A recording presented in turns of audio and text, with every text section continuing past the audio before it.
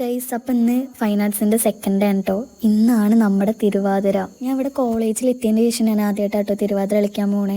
കഴിഞ്ഞ പ്രാവശ്യം ഞാൻ ഗ്രൂപ്പ് ഡാൻസ് ചെയ്യുന്നുണ്ടായിട്ടുണ്ടായിരുന്നു. അപ്പോൾ എങ്ങനെ ഉണ്ടാവും എന്നൊക്കെ ആലോചിച്ചിട്ടാണ് ഒരുങ്ങണത്. എന്തായാലും കണ്ണൊക്കെ ഞാൻ ഒറ്റയ്ക്കായിട്ടോ എഴുതിയിട്ടുണ്ടായിരുന്നത്. ഞാൻ അങ്ങനെ ഒരുങ്ങിയ ടൈമിൽ ഇങ്ങനെ ആലോചിച്ചിട്ടുണ്ടായിരുന്നു, പണ്ടൊക്കെ സ്കൂളിലൊക്കെ എന്തെങ്കിലും പരിപാടിയൊക്കെ ഉണ്ടാകുമ്പോൾ അമ്മയ്ക്ക് ഇങ്ങനെ മാറ്റി ഒരുക്കാനൊക്കെ വരുന്നത്.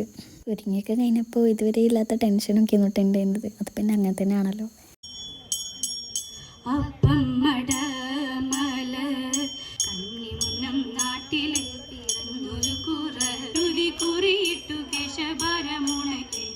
കൃഷ്ണ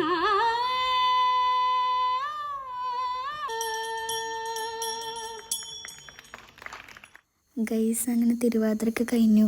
പിന്നെ വേഗം ഇതൊക്കെ അയച്ചിടാൻ പോകേണ്ടിയിരുന്നു കേട്ടോ. മുടിയാണെങ്കിൽ കെട്ടിയിട്ട് അയക്കാൻ കഴിഞ്ഞിട്ടുണ്ടായിരുന്നില്ല.